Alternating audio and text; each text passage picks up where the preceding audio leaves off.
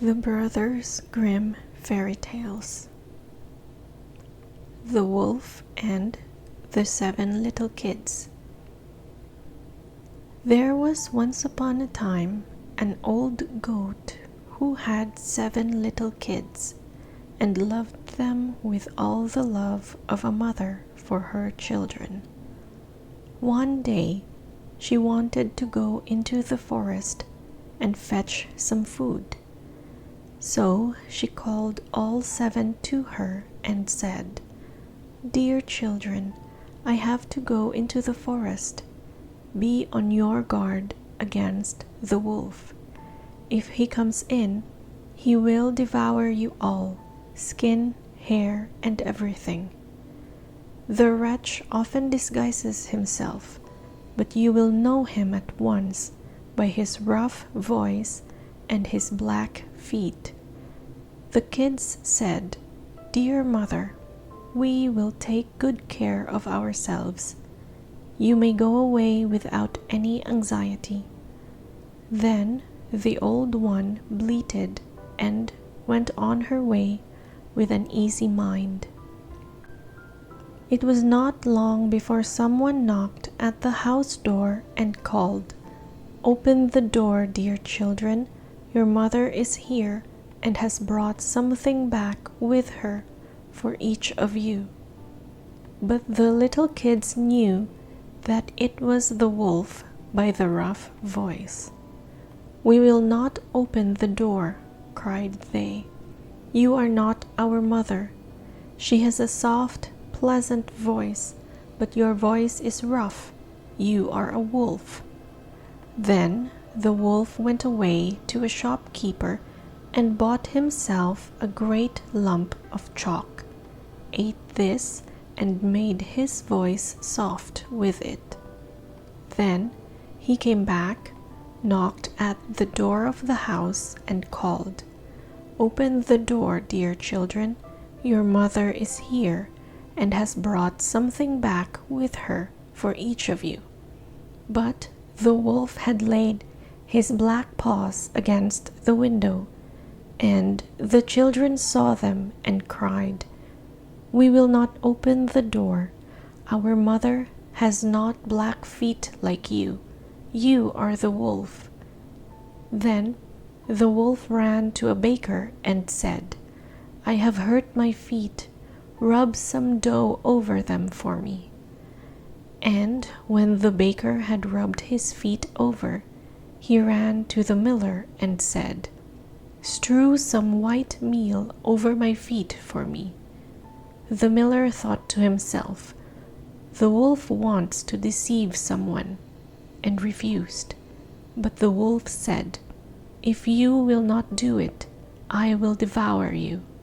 Then the miller was afraid and made his paws white for him. Truly, this is the way of mankind. So now the wretch went for the 3rd time to the house door, knocked at it, and said, "Open the door for me, children. Your dear little mother has come home and has brought every one of you something back from the forest with her."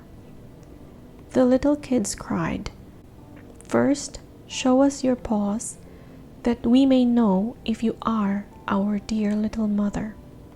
Then he put his paws in through the window, and when the kids saw that they were white, they believed that all he said was true and opened the door. But who should come in but the wolf? They were terrified and wanted to hide themselves. One sprang under the table, the second into the bed, the third into the stove, the fourth into the kitchen, the fifth into the cupboard, the sixth under the washing bowl, and the 7th into the clock case. But the wolf found them all and used no great ceremony. One after the other he swallowed them down his throat. The youngest, who was in the clock case, was the only one he did not find, When the wolf had satisfied his appetite, he took himself off, laid himself down under a tree in the green meadow outside, and began to sleep. Soon afterwards, the old goat came home again from the forest. Ah, what a sight she saw there! The house door stood wide open. The table, chairs, and benches were thrown down. The washing bowl lay broken to pieces, and the quilts and pillows were pulled off the bed. She sought her children, but they were nowhere to be found. She called them one after another by name, but no one answered. At last, when she came to the youngest, a soft voice cried, "Dear mother, I am in the clock case." She took the kid out, and it told her that the wolf had come and had eaten all the others.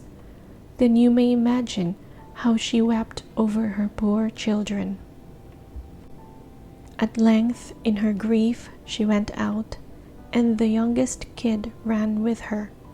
When they came to the meadow, there lay the wolf by the tree, and snored so loud that the branches shook.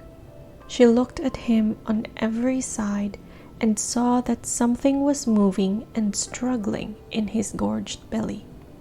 "Ah, heavens," she said, "is it possible that all my poor children, whom he has swallowed down for his supper, can be still alive?" Then the kid had to run home and fetch scissors and a needle and thread, and the goat cut open the monster's stomach, and hardly had she made one cut than one little kid thrust its head out, and when she had cut farther, all 6 sprang out one after another, and were all still alive, and had suffered no injury whatever, for in his greediness the monster had swallowed them down whole. What rejoicing there was! They embraced their dear mother and jumped like a tailor at his wedding. The mother, however, said, "Now go and look for some big stones, and we will fill the wicked beast's stomach with them while he is still asleep." Then the 7 kids dragged the stones thither with all speed, and put as many of them into this stomach as they could get in, and the mother sewed him up again in the greatest haste, so that he was not aware of anything, and never once stirred. When the wolf at length had had his fill of sleep, he got on his legs, and as the stones in his stomach made him very thirsty, he wanted to go to a well to drink. But when he began to walk and to move about, the stones in his stomach knocked against each other and rattled. Then he cried, "What rumbles and tumbles against my poor bones? I thought 'twas 6 kids, but it feels like big stones." And when he got to the well and stooped over the water to drink, the heavy stones made him fall in, and he drowned miserably. When the 7 kids saw that, they came running to the spot and cried aloud, "The wolf is dead! The wolf is dead!" and danced for joy round about the well with their mother.